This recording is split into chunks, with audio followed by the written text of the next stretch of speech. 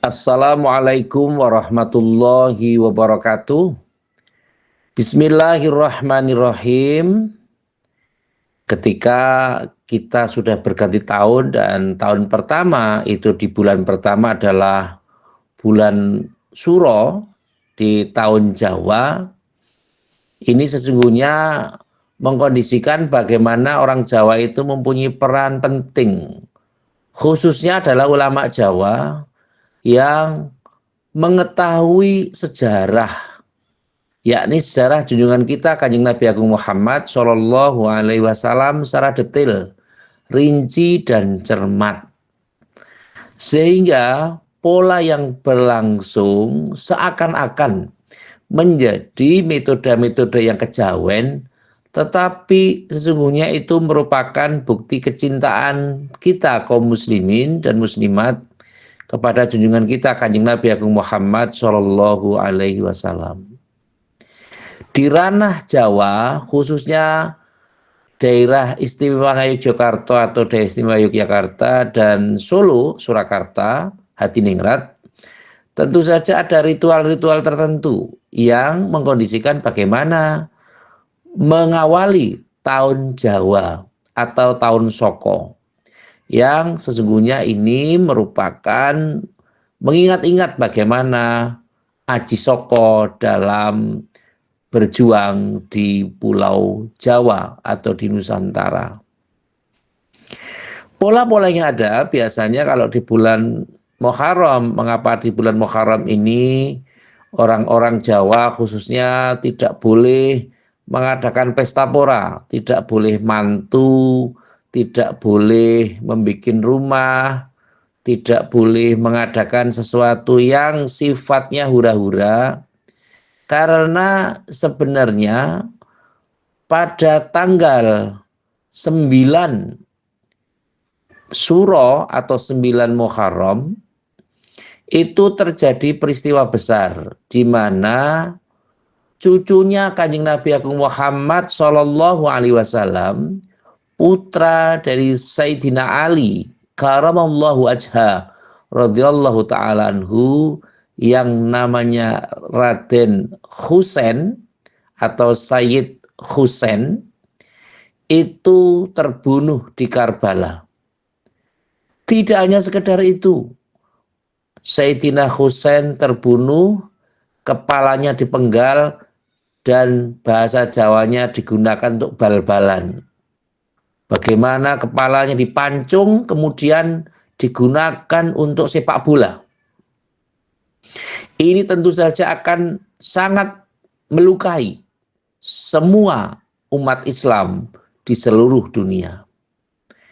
Maka untuk mengingat kesedihan tersebut, di bulan Muharram atau di bulan Syuro atau Asyura, biasanya orang Jawa mengenang kondisi ini bersedih karena mengingat wafatnya cucu Kanjeng Nabi Agung Muhammad SAW, Sayyidina Husain, yang sudah di awal saya sebutkan tadi. Mengapa pada bulan Muharram itu dikondisikan untuk santunan anak yatim, khususnya di tanggal 10? Logikanya adalah bahwa kalau kita orang Jawa ini misalnya kehilangan saudaranya, kehilangan mbahnya, leluhurnya atau buyutnya, biasanya disebut sebagai geblak atau hari meninggalnya seseorang. Biasanya ada pasarannya, Jumat Kliwon, Jumat Pon, Jumat Wage, Sabtu Wage, Ahad Wage, dan seterusnya. Mereka tidak hanya sekedar menggunakan hari sebagai tetenger untuk menandai itu, tetapi mereka menggunakan dengan pasarannya. Mengapa tidak boleh hajatan di Jumat Legi misalnya, atau Jumat Manis? Oh, Jumat Manis itu geblaknya Mbah Buyut si A misalnya, Mbah Dadap, atau Mbah Waru, atau Mbah Suto. Ini terkondisi bahwa mengapa tidak boleh hajatan? Karena pada saat itu mengenang mereka. hari berduka cita. Nah, oleh karena itu, untuk orang Jawa biasanya bulan Muharram tidak boleh mantu, tidak boleh khitanan, karena pertimbangannya adalah bulan berduka cita, mengenang kesedihan dari Kanjeng Nabi Agung Muhammad SAW. Mengapa ada santunan anak yatim? Karena Kanjeng Nabi Agung Muhammad SAW sangat peduli terhadap anak yatim. Sehingga ketika Sayyid Husain terbunuh, tentu saja buyutnya Kanjeng Nabi Agung Muhammad SAW adalah yatim. Sehingga ketika mencintai anak yatim, menyantuni anak yatim, artinya di bulan Muharram ini mengenang pada junjungan kita Kanjeng Nabi Agung Muhammad SAW. Bukan berarti ketika suro itu tidak berkegiatan karena Kanjeng Ratu Kidul Mantu. Karena ketika Kanjeng Ratu Kidul Mantu itu mungkin bisa didapatkan di buku Darmo Gandul. Serat Darmo Gandul. Serat Darmo Gandul ini yang membuat siapa? Namanya Ngabdullah. Ngabdullah diberikan kesempatan atau disuruh oleh Belanda untuk mengacaukan pemahaman umat Islam dengan cara membuat serat Darmo Gandul. Tentu isinya sebenarnya jorok, tapi karena memang seakan-akan dibikin menjadi sebuah cerita dan seterusnya, sehingga menjadi aliran kepercayaan namanya aliran Darmo Gandul Gatholoco. Ini merupakan satu kondisi bagaimana upaya Belanda untuk memecah belah divide et impera kepada masyarakat khususnya di Pulau Jawa.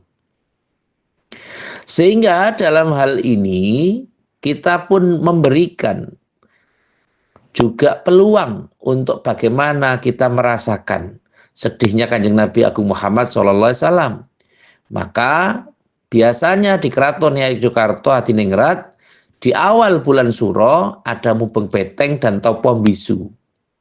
Artinya apa? Sesungguhnya di bulan Suro mereka tidak boleh berkata-kata, banyak-banyak berkata-kata yang tidak manfaat.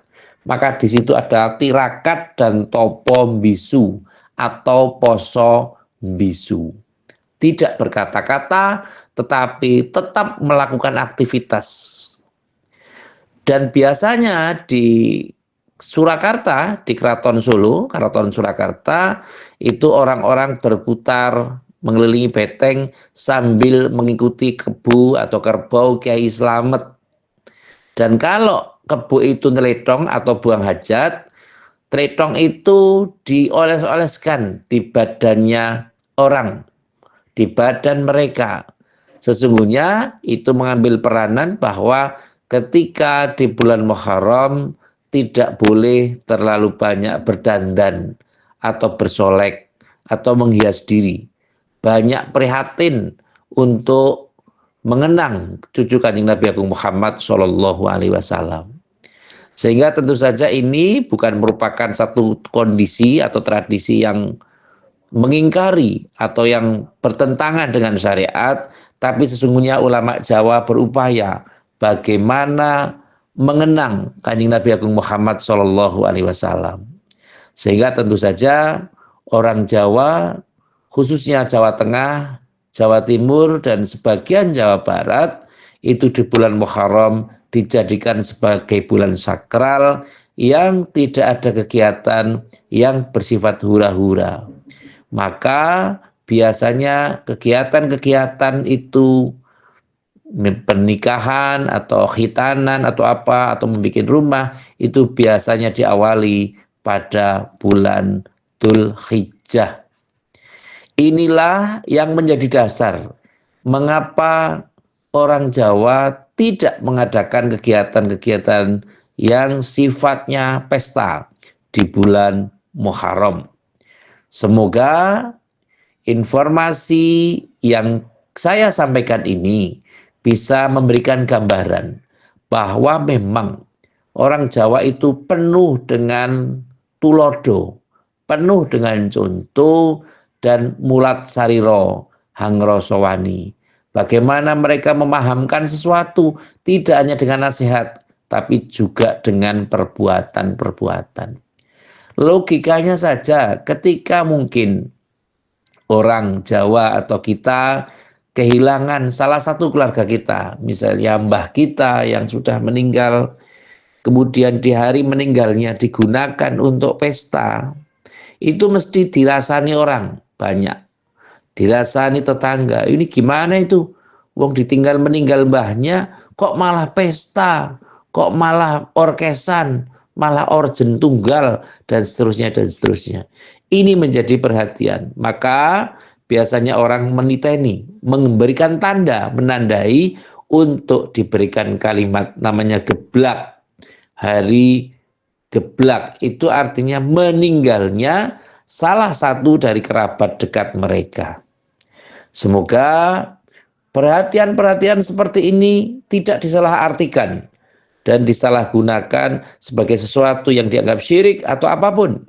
Tapi yang paling penting orang Jawa itu penuh dengan satu kondisi toleransi dan sesungguhnya cinta kepada umat Islam, cinta kepada junjungan kita Kanjeng Nabi Agung Muhammad Sallallahu Alaihi Wasallam hanya mungkin ditunjukkan dengan perilaku, dengan perbuatan.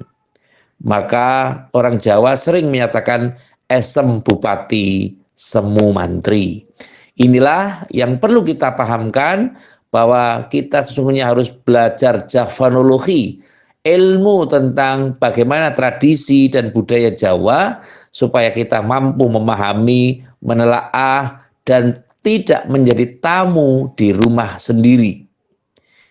Terima kasih kepada semua pihak yang telah membantu terselenggaranya acara ini. Dan saya juga ucapkan terima kasih kepada saudara-saudara saya, netizen yang telah subscribe, like, komen, dan share terhadap channel ini.